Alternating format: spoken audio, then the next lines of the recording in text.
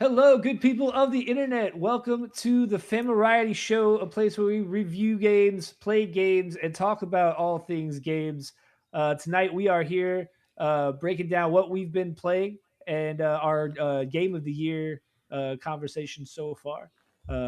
With me, I've got our Swedish beautiful baby boy, Dennis. How you doing tonight, dude? I'm doing all right. I don't like you calling me a baby boy. You don't like it? I thought that was the thing. It is. Is Who that gives a it? shit if he Hold likes on. it? That's the thing. Hold What on. do you It, mean? is that why every time I ask you how you're doing, you give me absolutely nothing? No. That's just the state of being. That man you heard right there is the man who's been absent in the past 2 weeks because he's been gallivanting all over the world playing music. That is Mr. Curly. How you doing tonight, my friend? Hello. My gallivanting has come to a sad end, and now I'm here with y'all. I'm excited. Yeah, he is. You can feel the excitement in the air because we have, in very rare form, our good old buddy, the Italian stallion, Mr. Enrico, here with us. A rare treat on the Fan Variety Show. How you doing tonight, Enrico? I'm very excited to be here, guys. Jeez. Jesus, that Jeez. blew out the audio levels there. I think I woke up my neighbor or something. He also sounded a little bit like Christopher Walken. Like, I'm very You, excited. a Very lot of people tell excited. me I speak like Christopher Walken, but yeah, Bruce I can Wayne. see it. Yeah. Very excited. very exciting. Uh, yeah. Without further ado, we're gonna break into it. We're gonna talk about what we've been playing. So I Yes, guess we recorded this earlier, so we're gonna cut to that. Can you add a sound Wait, effect that's like a whoosh, like a whoosh to wait, cut wait, over? wait. There you go.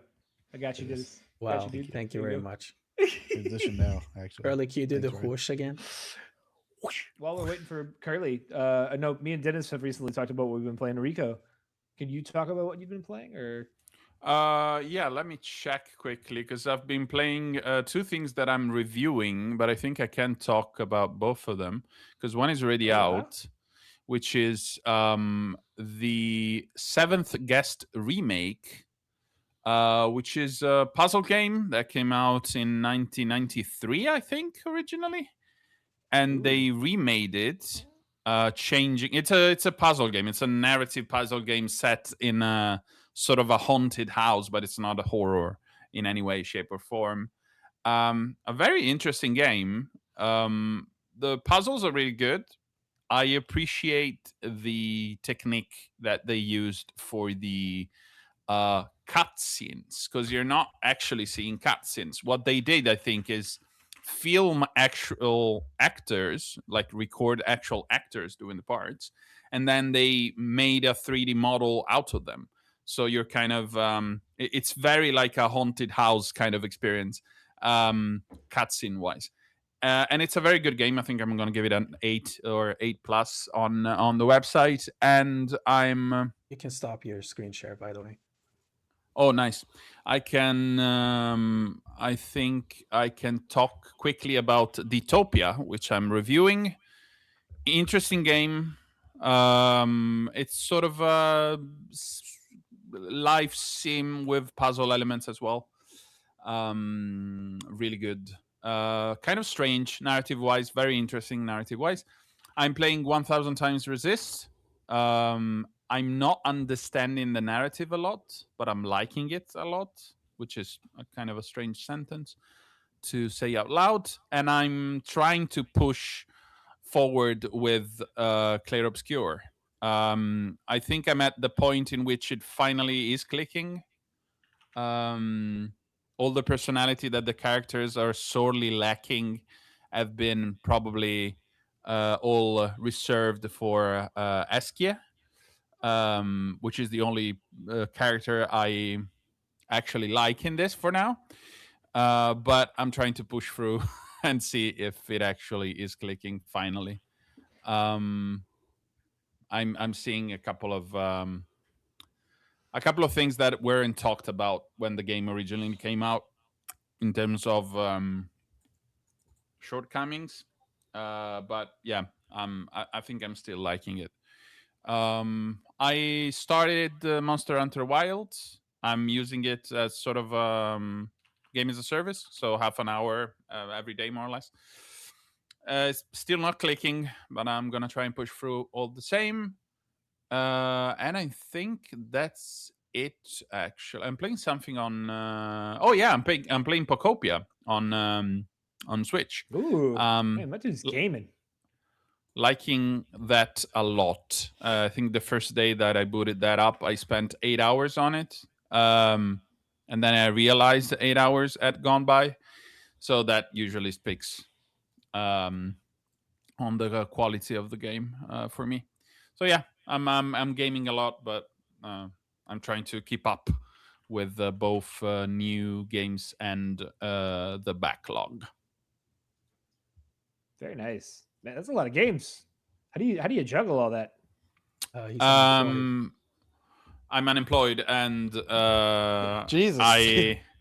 I'm finding that the technique I use for books, which is always read at least 3 books at the same time, helps me enjoy every single thing that I read, and applying it to Oh, video games is doing the same. So you tend to not feel the friction of a lot of games when you play 5 of them at the same time. Um, so yeah, wow. if you're ever, I mean, if our listeners or any of you, anytime feel like they're in a rut, sort of game wise, just try and play 3, 4 games at the same time. It would probably work in your favor.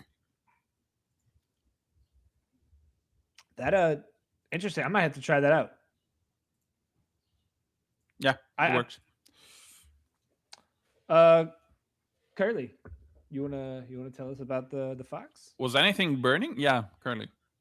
Oh yeah. It was popcorn. Alex said burnt popcorn. Okay. Everything's okay. We're not dead. Um, Nice.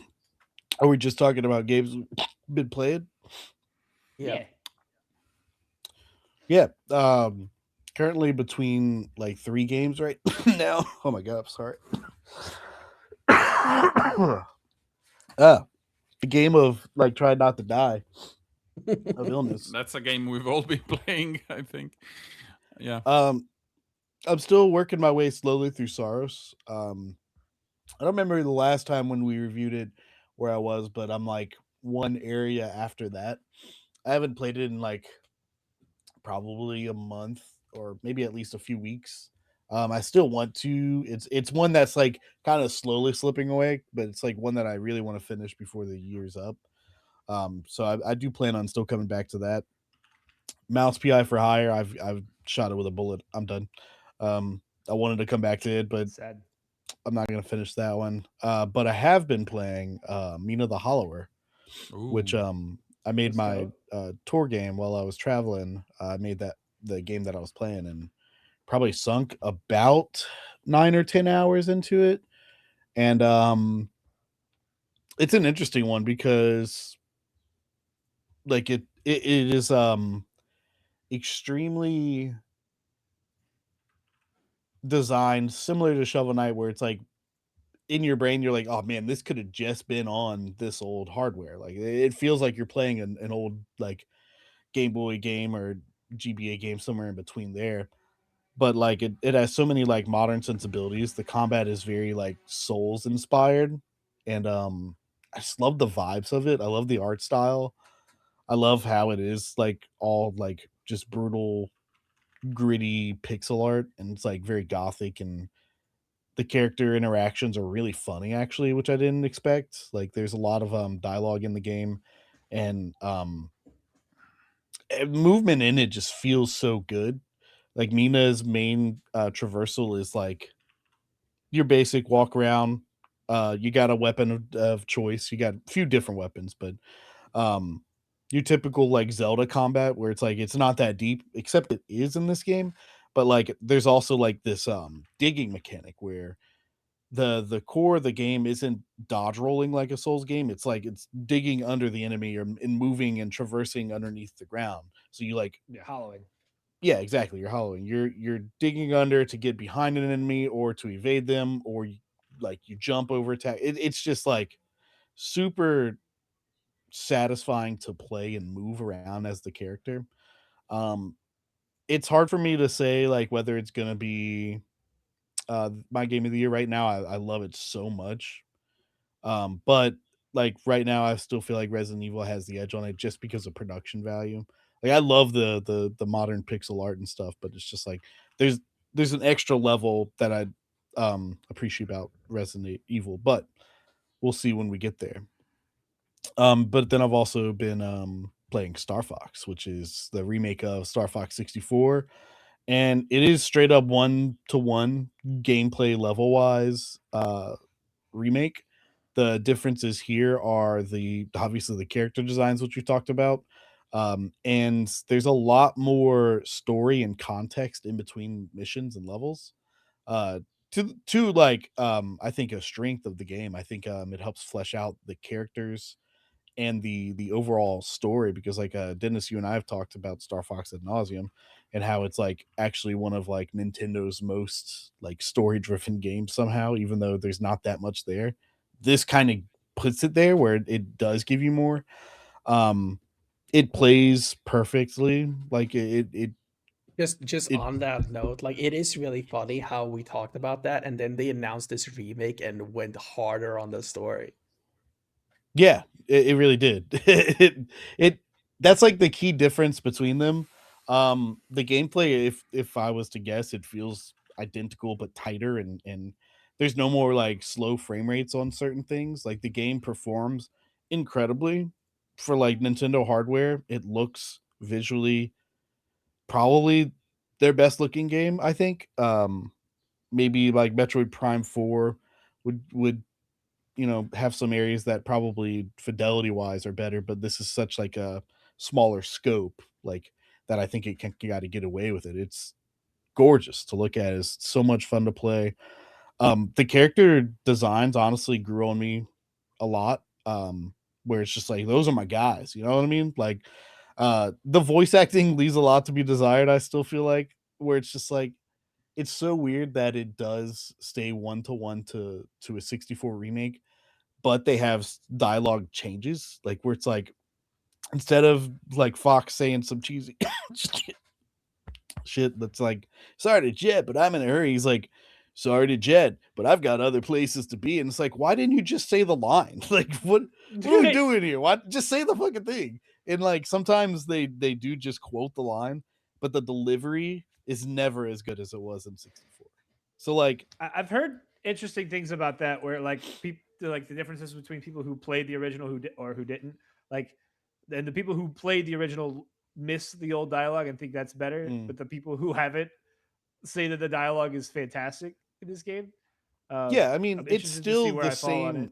Yeah, it's the same spirit. Like it's like that game is so charming because of its corniness and like because of its like characters and like all that is still here. Like the characters are still themselves. Like there's not really much I would change about the way that they tell the story and the way that the characters interact.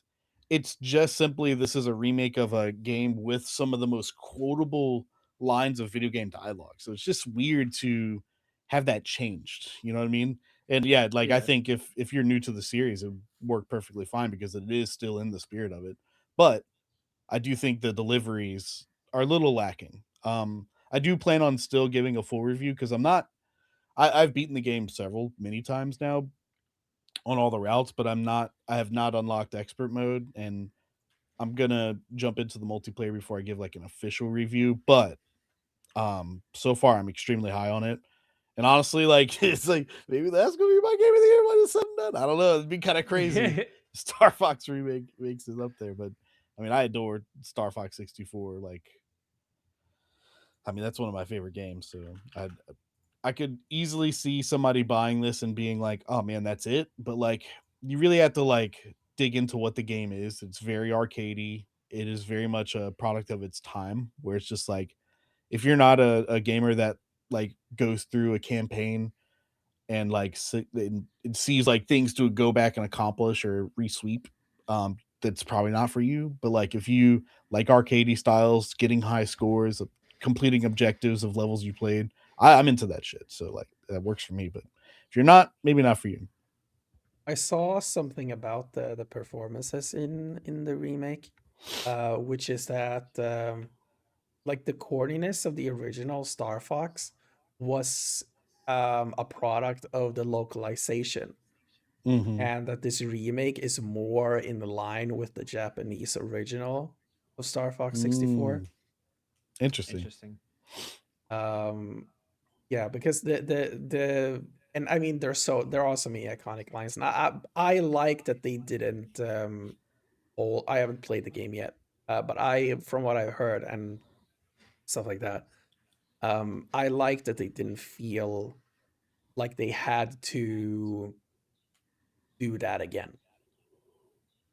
That they could just like, because I mean Star Fox is in a lot of ways just Star Wars, and this Mm-hmm. is them doing it like properly basically this time. Yep. Mhm. Yeah, I think I'm at the point where I'm going to get it. I don't know when. I probably before. So the problem is like games that I want to take a chance on because I'm not a Star Fox guy. I haven't been. I mean, I like the idea of the character, but I've never really gotten into the games. But like I like to take chances on a franchise like a couple times a year, and it was either it's this or Splatoon, and for some reason Splatoon is just really grabbing me. Did you watch So the direct? I'm trying to. I did, and I'm so excited. All it did was enhance my excitement for the game. And Yeah, if I Splatoon find a was way to so get cool. to if I find a way to get to Star Fox before Splatoon comes out, then I think hopefully I'll be able to make some time for it or find the funds for it. But if we get to the end of July and I haven't grabbed it yet, it's probably not happening this year. It's a game that you can jump in for small sessions. Like I strongly think that the game is infinitely replayable, but like you could Mhm. spend like 40 minutes and beat like the easy mode of the game. So like timing wise, like I definitely recommend it. I mean, it's like one of those games you can jump in, play a couple levels, get a couple medals, and be like, all right, cool, I'll come back later. It's not really. I still recommend you try it out if you can. If it's in the Yeah, I'd love funds, like to. it being a what $50 game, 60 physical. I Yeah. I can see people's quarrels with it because it is a very short game. I do still think it's worth it, especially with how much they spruced up the narrative and Yeah. the production of this game is top notch. I don't have a problem with the price tag. I think it's really cool that Nintendo is exploring the scale for prices on their games, and I Mhm. think $50 is well suited, even if it's only a 5 hour experience. Like I've always been the kind of mindset is like if I'm paying by the hour, that's $10 an hour. Like I pay Mhm. way more than that for other forms of entertainment. So I think that's still well within like a decent price range. It's just finding the funds for it. Mhm.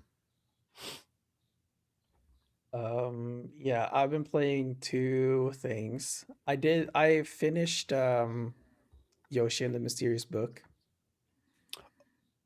I started that one too with Ace. I think that one is really interesting. Um, like I think the most interesting thing about the game from a design perspective is how I think I talked about this on the Famicorp stream or the Fami pod, but like usually in design you have like intrinsic motivations and extrinsic motivations. So like intrinsic motivations are like, oh, I want to check that out. Oh, I want to do that. I want to, what's over there? And the extrinsic is like, um, this is your mission. Go do this mission. Um, in like, I think I compared it to like Breath of the Wild, which is like Breath of the Wild is like, oh, what's over there? What's that mountain? Oh, what happens if I do this? And yeah, extrinsic is you have to go to Kakariko Village. Mhm. Um, and this game does such an interesting thing in terms of like making the intrinsic motivation the extrinsic motivation. where the entire game is about just exploring the mechanics, just trying things and seeing what happens. And yeah, I wasn't able to finish. There's a bunch of end game content that unlocks after you finish the main game. I haven't played any of that, um, but I did finish the game, and yeah, I thought it was really fun. And that in the final level of the game, they introduced such an interesting twist on the whole game as well. Um, but yeah, it was just a delightful experience. I would say, um, yeah. Then the other thing that I've played is the Steam controller, basically. And most of what I played with it is just Last of Us Part 2 remastered, No Return. I absolutely love No Return. Um, I found a mod that makes the encounters longer. So like my favorite mode in, or like yeah, I think they're called modes in No Return is Assault, which basically sends 3 waves of enemies at you. With this mod, that can be up to like 6 waves, and the amount of enemies can be like from 5 to 8 enemies. And it becomes Nice. so much more interesting. Like on the regular difficulty, like the first one, when you just jump in, it'll always be 3 waves. But then in the first few ones, there are always only 3 enemies, and they're just so easy to take out. Even on harder difficulties, it just feels like I am kind of uh putting my own restrictions on myself. So doing it this way is just so much more fun, and especially because what I love the most about Last of Us Part 2 in terms of the gameplay is the stealth. So I like to just like go and fucking crawl around all Solid Snake style, and take everyone out. And I also did a mod where Ellie starts with the bow, because the bow is also my favorite weapon in the game. So Mm-hmm. I can just start and just like fucking headshot everybody. Nice. So yeah, I'm having a lot of fun with it. And on the Steam controller side, um, I started experimenting with using gyro to aim. Um, and like it is it is actually really intuitive. Like I've experimented, of course, like Breath of the Wild and like a lot of Nintendo games have gyro aiming. But I've never tried it in like a context like this. So I just activate the gyro when I hold the aim button, and like it is so like intuitive. Like I can just like hold aim, kind of just flick a little bit, and immediately like just keep getting headshots. You Nice. just feel so like you just feel so like masterful at the game. It's great. That's sick. Nice. I how's the form factor for the controller? Is it comfortable to you? I love the controller. I think it feels really nice. Um yeah, like yeah, it looks so big, but I think what you need to like consider, oh my god, it's cutting it out. I think what you need to consider is that you're not holding this part of the controller. Like the handles are still like the same size Yeah. of other handles. So like think of it kind of like how like the Wii U gamepad has a big ass screen in the middle. Mm, But like the controls themselves are still regular size controls, yeah. Um Hmm. I still now it's stand by just that D-pad. and now in this case it's just like okay, there's a big thing here in the middle, but the handles are still, angled, so it still feels like holding a regular controller. So yeah, I really enjoy it. Um Yeah. yes. Uh Ace got Yoshi for his one of his birthday gifts, and we jumped into it for probably a couple hours. I think we're on like the third level, if that says anything, because like you can spend a lot of time in these levels. It's very interesting, like you Yeah. said. Third level, not third world. Yeah, I guess I don't really You're know. still like in the first world, basically. Yeah, Okay, still yeah. first world.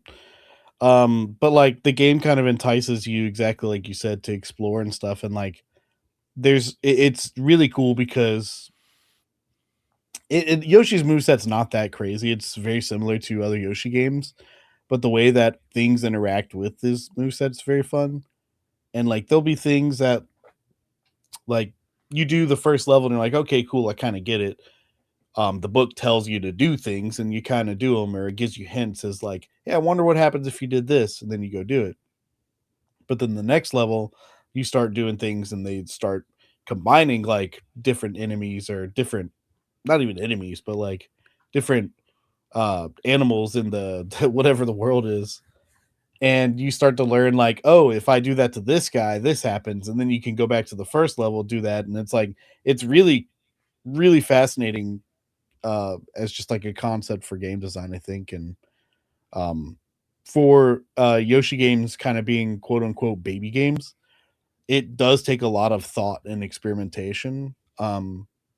I Exactly. don't Like think, I think when people look at this game, they think it's like, oh, they've done it. They've taken Yoshi to the yeah, ultimate baby game, and it's like, no, it really isn't. Like the game is still quite hard because you need to really hmm think about like how am I gonna try this or all this stuff. yeah, It's just hard in it's a different fascinating. way. That being said, it is kind of odd. We're at odds because Ace likes it, but he's also like, hey, when do we get to like fight stuff and where are the enemies? I'm like, well, it's not really that kind of game. And he's like, cool, I'm down for that. Enemies do attack you, but like you don't have a health bar or anything. So he Mm, still has fun with that, and he's just like having a great time with it. But it is a very reedy game, and like he's the type of kid that right now he's kind of like pressing A over dialogue. I'm like, no, bro, you got Yeah. to slow down. Like reading this stuff actually matters in this game because if you don't read it, you're just kind of mm. aimlessly going around. Um, Yeah, maybe so that's a it good is kind thing. of Teach him some yeah. patience and reading. No, for sure. Like I do kind of think it's at odds just a little bit. It being like a lot of Yoshi games are like kids' first platformer game. But like a younger kid that like you would think this is aimed at can't really play this game very well. Like it is very Mm, like button combo heavy as well as reading heavy. So if you're not even old enough to read, there's no point in you even playing this game, honestly. mm. Yeah. What But I I am having a good time with it. what I really want to see is them take this concept to make the first 3D Yoshi game. Yeah, dude, that would be sick. Like I think the one thing that's really actually holding this back is the fact that it's a 2D game. Like Hmm. I think you could make such a more like living world and like open up the idea of exploration so much more if you made this a 3D game.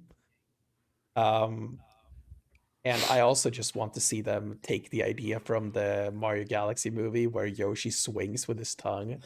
Yeah. How that has It never been a game mechanic in a Yoshi game is insane. was in Galaxy too. Yeah, oh yeah, yeah. But it was still like kind of tied with Right. those swing images specifically. But yeah, I think that would be sick. They made a 3D kind of exploratory Yoshi game in this style. I agree. I'm Maybe having a good don't time with bring it. back the It's weird not book. something. Yeah, it's not something I would necessarily play by myself, but I do enjoy playing it with him. We'll see how far it takes us, though. Nice, nice. Um, I've been playing it a little bit. We talked about it last week, Dennis, but I'm a little bit further in 007. I'm still mostly the same where I was last week. I really like it. I don't necessarily love the game. I think I'm like on chapter 9. So should be wrapping that one up soon. And then I jumped into the prologue DLC for Neva. I don't know if any of y'all played Neva when it came out, but they Not released yet. a little 2-hour DLC, I watched you like play it. prologue It was chapter for it. sad. Man, the game is gorgeous. That the music is just some of the most haunting music in a game that I've ever played. But I think the gameplay of the DLC is mostly just more Neva, which isn't a problem, but it just kind of was like, I don't know if I needed to go back to it necessarily. But I mean, I'm enjoying it for the most part. Playing a lot of Minecraft. Aria loves Minecraft. That's so like our weekends are just in a server building and exploring and stuff like that. And then that might be. I mean, I'm dabbling with Mina, but I'm kind of waiting till I'm done with 007 to really jump into it. I'm a little bit like maybe 2 hours or so into Mina. I think that might Mina, be about I don't know how long that game's gonna be because I've already, like I said, close to 9 40 hours. or Huh? less. Yeah, I've only completed like 2 of the main objectives out of like 6, I think, and I'm like, damn, all right. Like I don't even know what's after that, but like, dude, it's oh my god, I love that game. I have Yeah, it is my I'm, GOTY. I'm Like very it's excited. a very good game. Yeah. I have That's your Mina the GOTY so far? Hollower purchased on Switch too, so I'm gonna be playing that. Nice. And Yeah, it's much more a Metroidvania that it was sold as in a way. So yeah, no, it's a really good game. I think that's better. Oh, Arya, we went and saw Toy Story 5, so Arya wanted to play a Toy Story game. So I went and got the old PlayStation 1 Toy Story 2. aren't they about to Uh, re-release all like of them or something? yeah, but it's already free on PlayStation Plus. So Oh, Nice. we jumped into that. I have like really fond memories of that game as a kid. It's just a stupid, like one of those stupid 3D platformers you fall in love with as a child. Yeah. It's bad. It's a bad game, but it's one of those games that you like a 6 that you love, like an 8 or a 9 or something. You should check out. There is a guy on YouTube who has done like a Toy Story 2 video game remake in Unreal. Oh, really? Really interesting. Yeah, he's wrapped it up Ooh. recently. He didn't do the whole game, but I think the first like 3 levels or something like that. It's That's cool. it's really fun to watch. I I think forgot the to biggest mention. takeaway from. Oh, No, sorry. go ahead. You go. I think my biggest takeaway from that is, as a kid, this game drove me mad. Like I've always felt like it was super difficult, and now as an adult, I'm just like, man, I really sucked at video games as a child. Like, Dude, the Toy Story on Super Nintendo was crazy hard. There's like oh, it's stupid hard. that RC cart is fucking impossible, bro. Yeah. The second one, it's crazy. I forgot to mention that I'm also playing Donkey Kong 64. Like I'm in my 64 era, y'all. Holy shit. Got to get Yeah. Ocarina of Time, got a StarFox remake. Donkey Kong 64 is finally back out. Mhm, Ugh. mhm. Did you I lost see? progress on it. I don't know if you guys have encountered this, but um the Switch Online has like the rewind function now with 64, but also like the save states. So I have like the normal save file, right? I was in my game and I accidentally pushed whatever the combination of buttons in the NSO is annoying to get to like either the main menu or back to the game menu. It's weird. It's annoying. But I accidentally opened up my save states after I saved the game and loaded an instance that I guess Ace or somebody had made or something, and it pulled me into that instance. And no matter what I did, closing out the game, going back to my actual save file, it wouldn't pull up what I had just saved. It's only in that save state instance. I'm like, Yeah, there's got to be a better way. That's so jank. Yeah, that this is sucks. why I don't like using save states in general. Yeah. Because because the game saves the state as the game was in that Mhm. time. So that means all your saves that you had at that time get restored Right. to that And moment. it doesn't help that like I was in the menu with the save states and like I think I hit A thinking like I was back on PlayStation or something and it wasn't the back button, so it went to it. I'm just like, no, fuck. So I lost a lot of progress on it, which kind of like miffed me a little bit. But like I am enjoying it. I think that game still holds up. It's just still pretty fun. Like Yeah. collectathon. The emulators that I have on this thing, they they let There it me is. undo.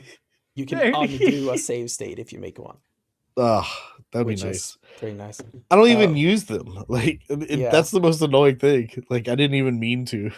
Did you see what I sent in the Discord that they announced Donkey Kong 64 refund? Oh, yeah, that'd be cool. And they I have wonder- they have the mod that allows you to tag anytime. That's like, dude, that would make this game so much like better.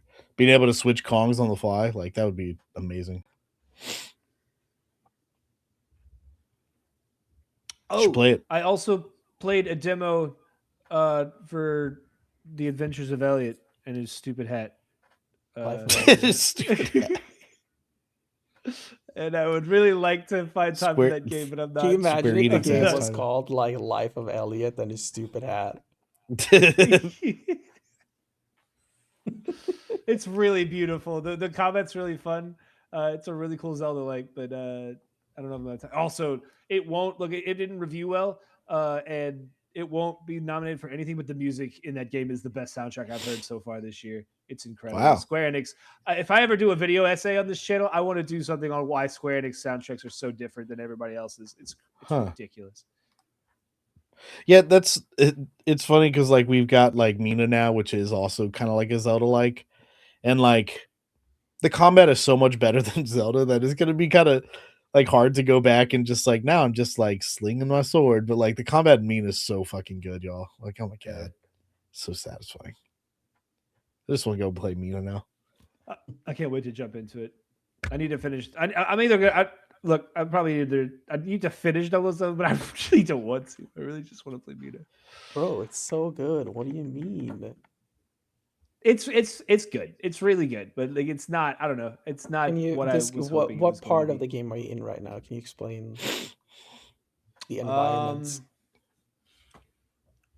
It's I mean, you snowy. said chapter 9, so that would be Tropical Island. No, I just finished Tropical Island. Okay, so the one after. Mhm. Called the place. No. Cool. Yeah. Yeah. That's a game know, I like, had fully intended on playing, but it's just like so many games. Like I have to pick and choose my battles, and you release Donkey Kong 64 on the Switch, bro. You know what I'm saying? Like, what else am I gonna do? Yeah, Like we talked about it a little bit last week, Dennis, but it's like, and it's not just you and Enrico who were talking, like making the Uncharted comparisons, but like every outlet that I listen to reviews on talk about this game being the closest thing to Uncharted, and I just don't see it. Like I have not been able to feel that, like the highs of an Uncharted playing this game yet. The polish feels really like just not there in the way that I want from this type of game, and the set pieces just don't hook me. But the spy James Bond stuff is really fun, and that's why I keep coming back to it, and I want to see the narrative through. But even then, the narrative isn't really like something that I'm just like, whoa. Like there's no like moments in like throughout the story that I've just been like, yeah, I didn't see that coming, or like, oh, that was awesome, or I don't know. I also said this last time. I might just be too nitpicky on this game, but it just didn't. It wasn't maybe the right time or place for it. Would you say that you like James Bond as an IP? Never watched James Bond as an IP. This was my first experience with the franchise. Okay, that might be the issue, quote unquote. Probably. Because it has a specific visual tone, language, and stuff that you kind of need to enjoy the movies in a way to sort of be able to enjoy the game. Probably, I don't know. I'm not sure if I agree with that. Like I think No, I'm not sure either. But yeah, like I think the game stands alone quite a lot. Like of course there are like the James Bond staples where you have like a lot of like new iterations Misogyny? of returning characters.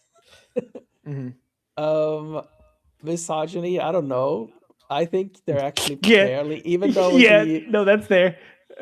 even though Okay. he sleeps Thank with like goodness, a lot of you know, it's women, James I think, Bond. even though he sleeps with multiple women throughout the game, I think they're doing it way more respectfully than a lot of the older James Bond movies, where it's like, yeah, you're just meat on a platter here, you know. Oof. But Enrico, what do you have you heard the discussions about Patrick Gibson being The possibly next, the yeah, like possibly being the best I wouldn't Bond? mind it. No, I mean not in the being in the movies. Like there are talks about him being the best Bond.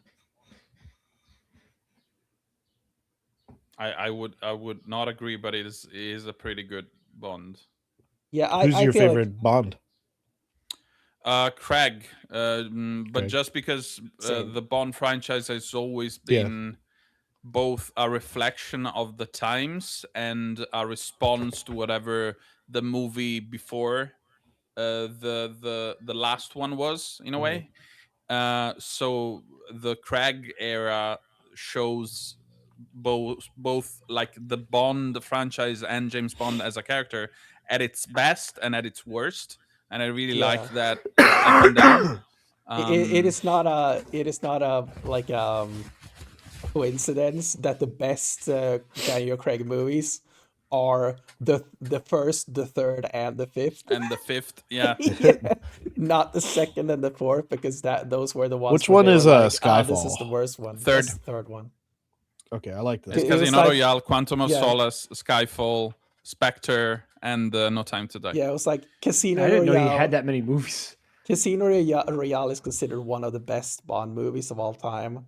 Then Yeah, it's Quantum of Solace, which is like considered one of the worst Bond movies of all time. It's I'm gonna steal the Skyfall. water supply of a Yeah. country. Then it's Skyfall, which is also considered one of the best Bond movies of all time. Spectre, which is considered one of the worst Bond movies of all time. And then No Time to Die, which I actually don't know what the public's consensus is on that film, but I liked it, at least. I remember as a kid, my first foray into James Bond was the GoldenEye game. And I remember just being like in love with that. And then like going and watch the movies, I was like, oh, I didn't really vibe with a lot of them. But I mean, they were fine. Like, yeah, the but like, GoldenEye movie is actually one of the best ones before yeah, Craig. So it yeah, it's so funny because like I watched those movies as a kid after watching like I don't know, like Austin Powers, where they're parroting and making fun of it, and I was like, I didn't have the context or even know. I just liked the parodies, and I'm like, oh, that's making fun of these, and then I was like, Mm. I don't know. But then I watched the Craig movies much later in life. I was like, okay, these movies are actually kind of solid. Went back to the classics. They ain't for me. They ain't it. Yeah.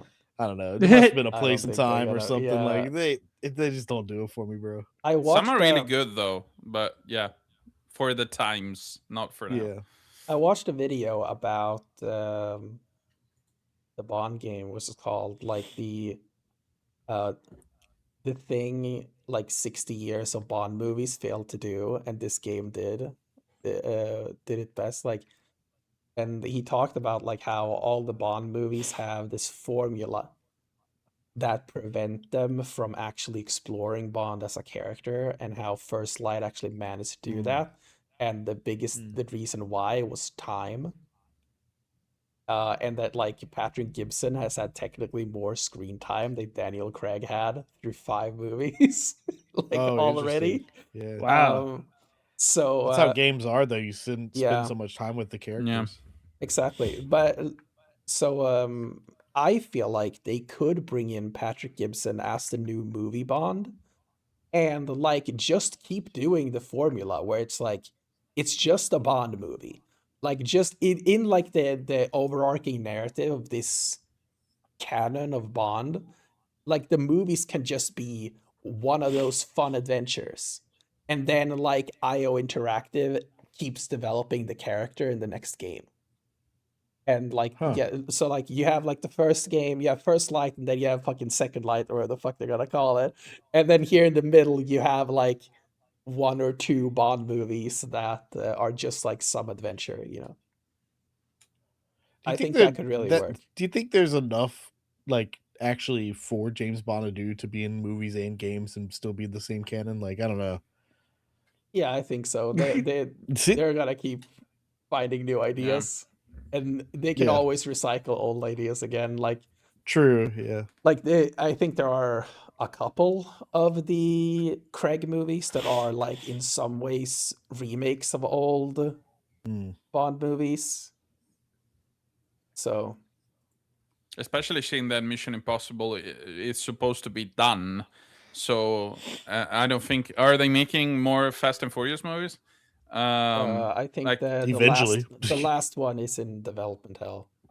okay, so I mean we're kind of missing the sort of one action man movies. action movie. I mean Austin Powers 5 is gonna come out, but that's a different one. Yeah, I would like to see more interesting action movies. Like one of the things I love with Mission Impossible and with Fast and Furious is that they're both kind of gimmick action About movies. family. Oh no. Where it's like Fast and Furious is like we're gonna have any kind of interesting action scene, but it needs to have a car in it.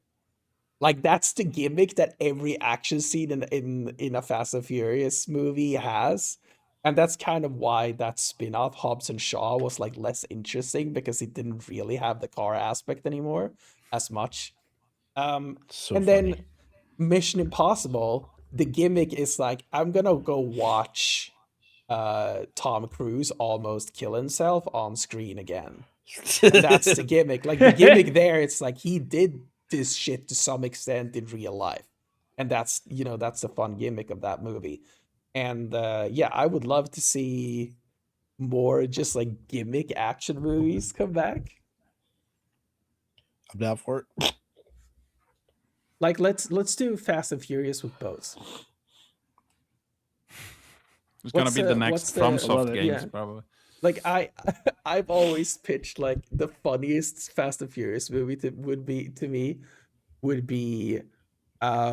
they go back in time to like basically like the height of the pirate era, and you have Vin Diesel just controlling a pirate drifting ship, with ships, drifting a pirate ship. Like imagine that would be insane. I mean, I would like to see that, but also I would hate that. That would suck. You call it Fast and Scurvious. Nice. Very good. I think I called it like Fast and Furious Pirate Drift or something like that. I don't remember. I know it's gonna be much more linear, but playing 007 made me kind of hopeful for Wolverine, because if Wolverine is more of a kind of a streamlined action thing with a little bit of a game hub here and there, that's gonna click. Maybe much more than Spider-Man 2 did. None of us picked Wolverine for the draft, yeah, right? that's Or did one of us? Oh, you have it already. Oh yeah. Okay, yeah. That's a 90, dude. In my other draft that I'm doing with my other friends, I've counterpicked Wolverine. You have other friends? Wow. That's crazy. I don't think that's counterpicking Wolverine's nuts, dude. I think that's crazy, I bro. think that's like a 70. I think it's There's gonna no be in the shot, 70 bro. range. What are you talking about? You're such a hater, dude. There's no way. I think the game looks Why don't you count? like You should have counterpicked aggressively it on ours. What are you waiting for? The game looks like aggressively uninteresting. You'll have aggressively time. uninteresting. Look, we have another draft before September. You'll have time to counterpick it. Put your money where your mouth is. Yeah. Well, I was gonna. Now I don't remember the other game I was gonna counterpick, but then I saw you pick that game that I counterpicked, and I was like, okay, this is a much safer counterpick, I feel. I don't think it's that safe a counterpick. The reception off of that game at SGF is like glowing. Like people are really like smitten with it. So we'll see. I don't know if it's not going to be like a high 80s, but I expect maybe 11, 12 points from it. I'd be surprised if Wolverine was below an 87. Yeah, Insomniac games don't score poorly. Like they don't score high 90s or even like I think. Yeah, but Spider-Man 1 was Insomniac low games, 90s. Insomniac games tend to be like high 80s, right? Yeah. And I think this one is not going to live up to Spider-Man, so I think it's going to be low 80s or high 70s. Bear in mind Yeah, that there might be some review bombing for the PlayStation decision of not having discs Well, and shit because don't they think, usually I don't think you're do going to that. see review Well, bombing it's from based off of open critic critics. scores, though. Yeah. I mean, You're not going to see it from critics. Like users, of course. Is it like, just Those are Open industry Critic people. or is it Open Critic Yeah. and Metacritic? No, I thought it it's was based just on Open yeah, Critic. it's just based on Okay, Open so Critic. it's safe. Yeah. Okay.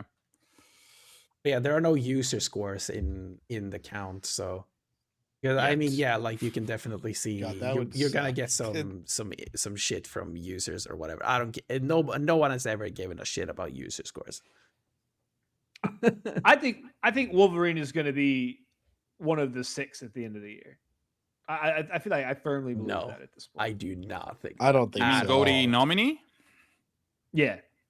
Has a Spider-Man game even been Yeah, nominated? Spider-Man Yeah. 1 was a nominee. Okay. Yeah. I remember the That was the year soundtrack being Remake played came out. live. I feel like Mhm. the year's too stacked. Like I think Wolverine's gonna be great, Yeah. but I don't see that. I mean, we're at the halfway point. Like, what games are Requiem, locked? StarFox. StarFox is a lock? Zelda, I don't know. GTA 6. Yeah, Zelda, GTA 6. Is Zelda's GTA a- 6 close Mina enough the Hollower? to be a nominee, don't or think- is it? I don't think Uh, Zelda's a lock by any shot. I I think it's you're crazy. possible.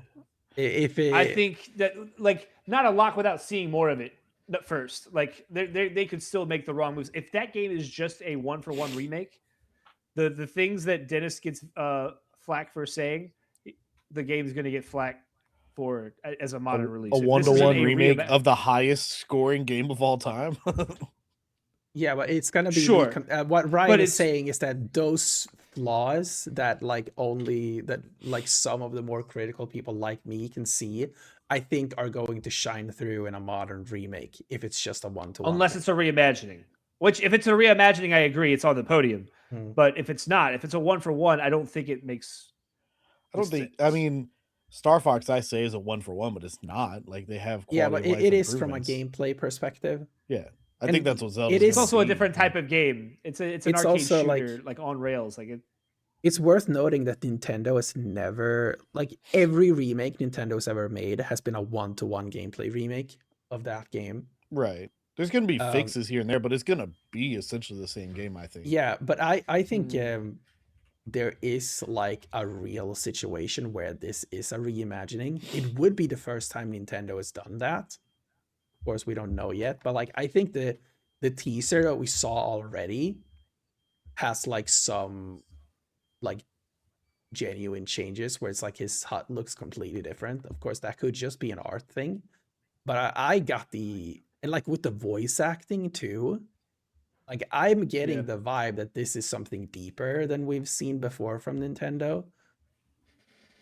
There's also some misgivings around rumbling around the industry about the art style that people aren't as keen to it as like initial impressions led people to believe. Like rewatching the trailer, it is a little jarring, I guess. Like I want to see more of it, like him actually moving in the environments and stuff. So I'll reserve judgment until I do. But I think if it is a reimagining, it's easily one of the 6.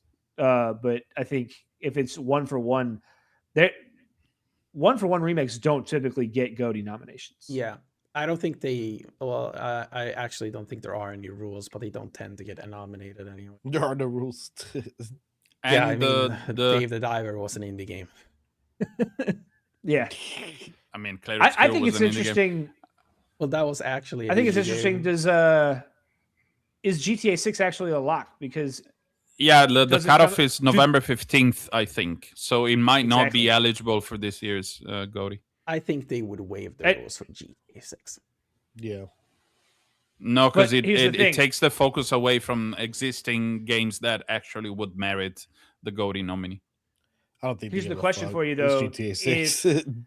If they waive for GTA 6 and Ocarina releases the week after, do they waive it for Ocarina as well? Not sure. I don't think so. Again, I don't think it would be. if it's not a reimagining, it wouldn't be. We'll see what happens. I mean, the date for the cutoff I don't think has been a defined date every year because the show itself isn't on a defined date every year. Yeah. I don't But know. Have usually they the announced- journalists are sent the form on the 15th, and that's been kind of a staple. They can change the names in the form, I think, up until the 17th or something.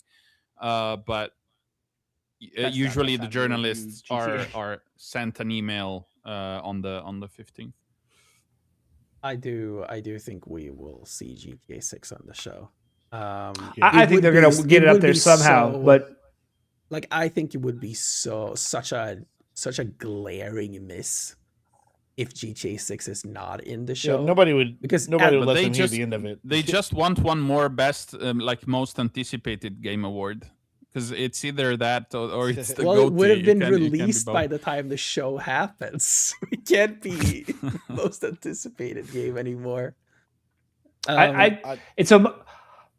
Personally, I think it's a much more interesting conversation if it doesn't make the ballot. Yeah. Same. And then it gets pushed to 2027, and the entirety of 2027, GTA is just looming over the entire year of like, is there going to be a game released that is better than a game that came out last year for the GOTY of 2027? Yeah, Well, and GTA 6 also has online coming, so that's probably not going to be till next year. So it's going to stay in the zeitgeist either way. Yeah. And I also have to add one thing. Old games don't tend to, like games from the previous year don't tend to do very well at the Game Awards. It's you're kind of killing your potential if you're like a December game usually. I also need to add that every game in the list is like, there's no actual rule in a way. Every game in the list is written down by the committee of journalists and whatever. Right. So if they decide we're gonna include GTA 6 or not include GTA 6, the Jeff thingy will just follow through, as it happened actually with David Diver, as it happened with Claire Obscure. Like, games that were not indie were put in the indie category just because the journalists put them in the indie category. Yeah, I think the question around that is, with the 15th being the date for the cutoff and the 17th being the date for the review, are enough outlets going to have reviewed it by the time they have to turn probably it not to actually submit? I think they will have at least have started playing it. I am mostly sure there will be no review codes. The credibility of they're going to have to push the date. I think. I don't think if the ballots due by the 17th, they're like either the Game Awards has to be moved, which I'm already a fan of. I think Game Awards should be in January, if I'm being completely honest. But or they're going to have to extend the deadline. I think like all the games released in the calendar year of 2026 should be. I think it's stupid that we have the Game Awards in December. But I do think even if GTA 6 gets in this year, I don't think it's a guaranteed win either. Like, remember, like last time with GTA 5, I think nobody was really talking about if GTA 5 was going to win or not. Like, everyone was talking about if The Last of Us or BioShock Infinite was going to win. Yeah. Well, I mean, to be fair, that's not Rockstar's last outing.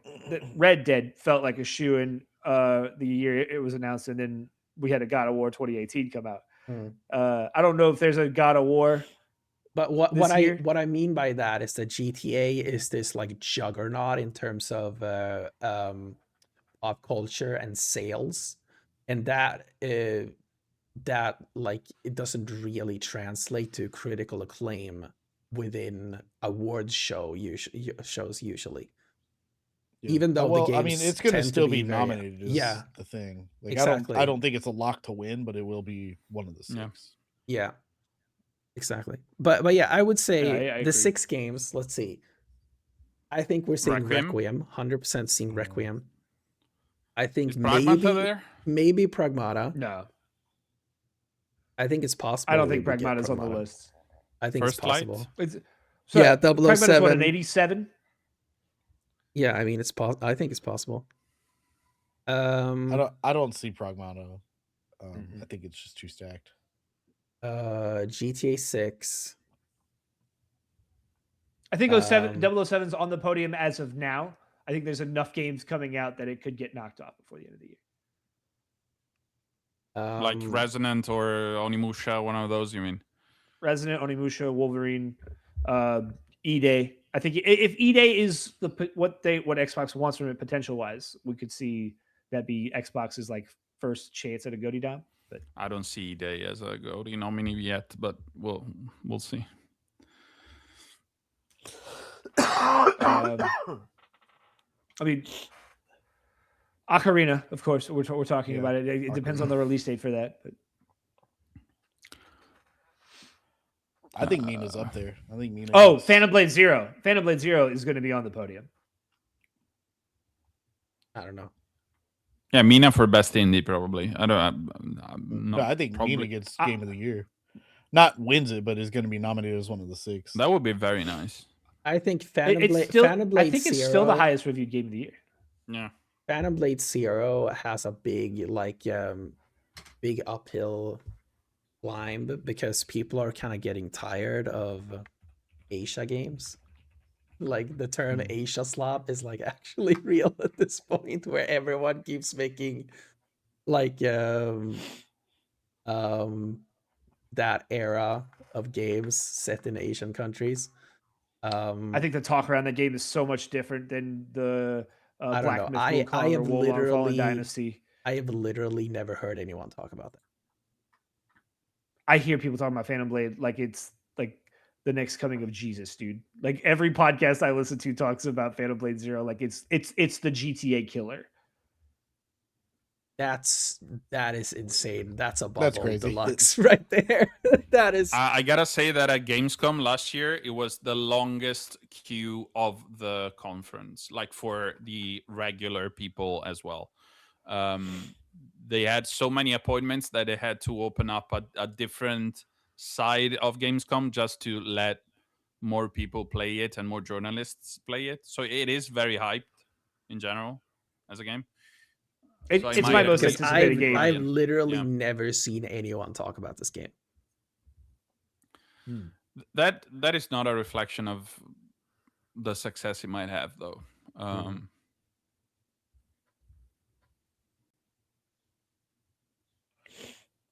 But yeah, we'll see the what game's happens. already out. Requiem, probably Pragmata, almost surely 007 if nothing else pushes him away. Mina, what else are we missing? Of games that are already out, I mean. Pocopia was a highly reviewed. I don't think that'll be on the podium. That would be a best family game, though. And like, that's going to be shoved in the family category. Yeah. Just looking at our list here, like what the games. Wouldn't it be funny? You think StarFox remake gets something like not GOTY, but some nominations? Wouldn't it be funny if they made a score, maybe? Wouldn't it be funny if they made a Fast and Furious game and it went to the family category? That would be awesome. I thought amazing. StarFox under the best racing or something. Fortune's Weave. Yeah, possibly. I don't know. Oh, true. Silent Hill F was nominated last year, right? You could see Townfall. Yeah. Could see. I mean,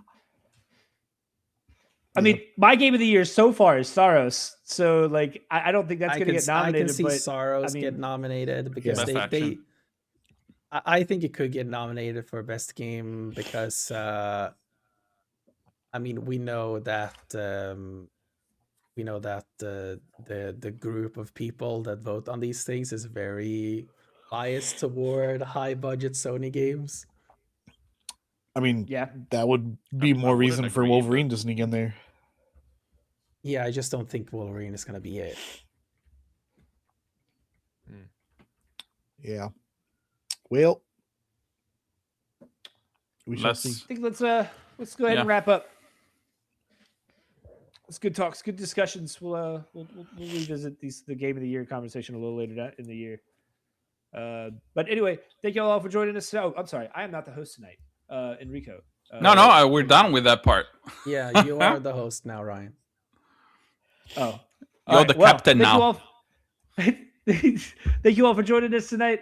We'll be back next week with Famipod. You can catch us every Wednesday at twitch.tv/Famicorp, on YouTube at YouTube. Wait, what YouTube? I think it's Famicorp. .com/at Famicorp. That's what it is. And then you can catch us on all your favorite streaming services. Make sure you drop a like, comment, follow, all the good stuff. Help us out. And gentlemen, thank y'all for some good conversations tonight. Enrico, thank you for being our new CEO. Thank you, Mr. Honorable President. We'll see y'all next time. We love you all. Now we're gonna awkwardly wave goodbye. Oh my god, it's cutting out my hand. There we go. My hand.